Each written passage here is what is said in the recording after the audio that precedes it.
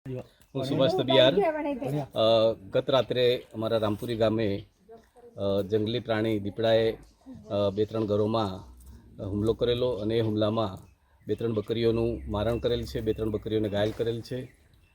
દીપડાનું ગામમાં આવવાથી ગામમાં એક દહેશતનો માહોલ પેદા થયો છે, લોકોમાં ભય પેદા થયો છે, લોકો ડરવા માંડ્યા છે, લોકો રાત્રે ઊંઘી શકતા નથી અને આ દીપડાના ડરથી બહુ જ મોટું ડર પેદા થયો છે.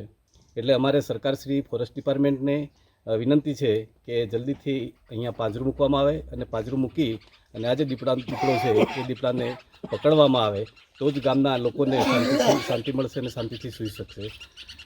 જંગલી પ્રાણીઓ અવારનવાર આ વિસ્તારમાં આવતા હોવાથી ભયનો માહોલ રહે છે અને જેમ સરપંચશ્રી હમણાં કહ્યું તેમ કે જંગલી પ્રાણીઓ અમારી ખેતીવાડીને પણ નુકસાન કરે છે, બહુ મોટા પાયે નુકસાન કરી રહ્યા છે.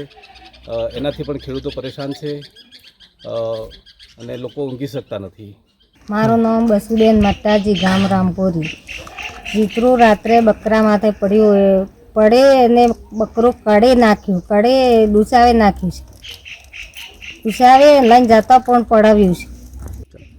મારું નામ તબિયાર કાલિદાસ મોગાજી, રામપુરી.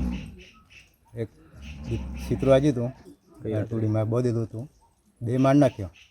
એક થોડી વાર પછી આવ્યું એટલે પાછું લઈને ભાગ્યું. હું રામપુરી ગામનો સરપંચ છું અને અમારા ગામમાં અહીં એકદમ ડુંગરની નજીક આવેલા પરિવારમાં તબિયાર પરિવાર છે અમારો અને ગરીબ લોકો વસે છે.